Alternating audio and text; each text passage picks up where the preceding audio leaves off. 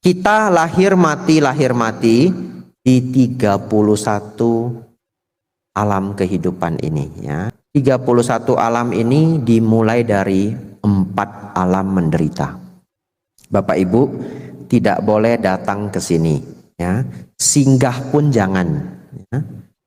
Alam paling rendah Bapak Ibu, alam neraka. Bahasa Palinya adalah niraya. Di alam ini, seseorang menjalankan kehidupan yang sangat menderita penuh siksaan. Tapi kenapa seseorang bisa lahir di alam neraka? Karena sangat kejam.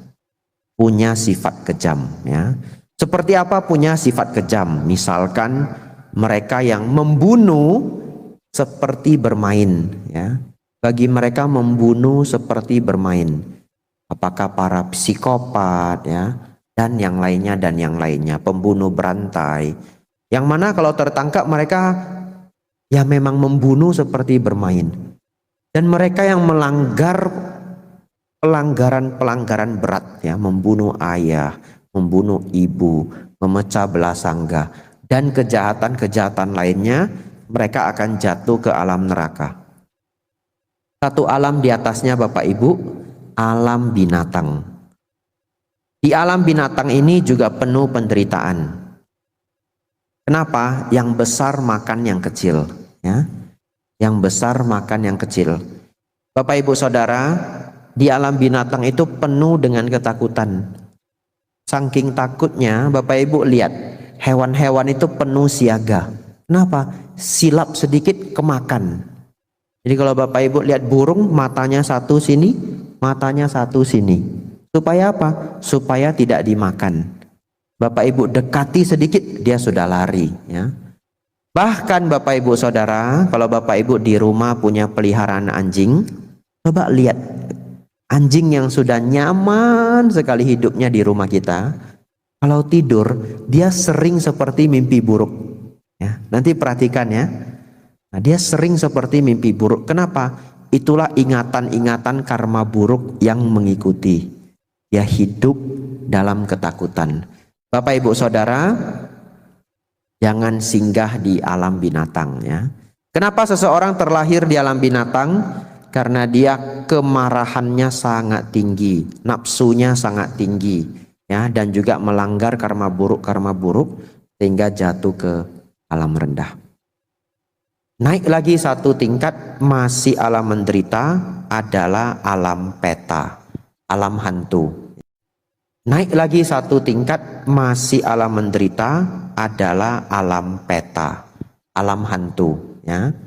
Bapak Ibu Saudara, di alam hantu ini seseorang menjalani hidup yang penuh kesedihan ya, penuh kesedihan dan penuh kekurangan. Kenapa demikian? Mereka yang terlahir di alam hantu tentu karena karma buruk, namun dua karakter sangat mendominasi. Satu, tidak suka berdana walaupun punya ya. Walaupun dia punya, tidak suka berdana. Untuk apa saya berdana? Saya kerja cari duit capek-capek. Dia cari sendiri dong. Enak saja, tidak mau berjuang. Saya berjuang setengah mati. 500 perak pun tidak keluar Bapak Ibu. Mendengar ada yang luka terbakar, ada di sana keluarga kebakaran, kasihan anaknya masuk rumah sakit. Dia tergerak sedikit pun tidak. Biar saja. Tidak suka berdana. Yang kedua, kemelekatannya sangat tinggi. Ya, karena dua kondisi ini sering juga dengan karma buruk lainnya, makhluk terlahir di alam peta. Makanya Bapak Ibu Saudara, kadang ada makhluk peta saking melekat dengan rumahnya, apalagi itu rumah pertama, beli rumah pertama sampai meninggal tinggal di sana, kemelekatannya luar biasa tinggi, lahir lagi jadi makhluk di sana. Betul? Jadi makhluk yang menjaga di rumah itu, dan dia menganggap ya rumah itu milik dia selama-lamanya, penuh kemelekatan. Kemudian keempat adalah alam asura ya. Alam asura ini dikatakan adalah dewa yang penuh dengan kebencian, ya. Oleh karena itu kadang-kadang Sang Buddha hanya membahas 3 alam menderita, ya. Namun di beberapa buku ditambahkan alam asura adalah alam menderita.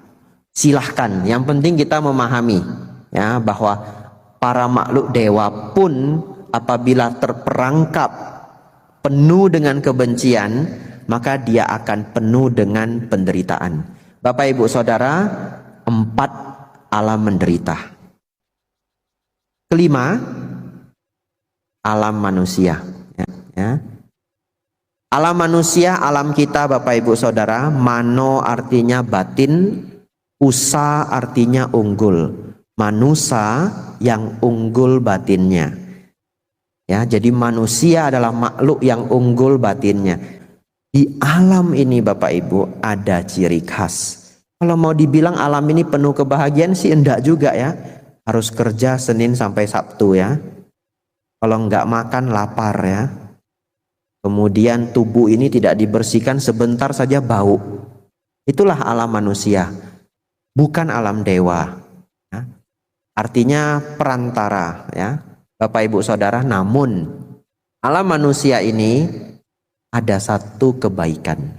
Di sini kita melihat suka dan duka datang silih berganti. Suka dan duka datang silih berganti. Dengan suka dan duka datang silih berganti, kita lebih mudah melihat dhamma.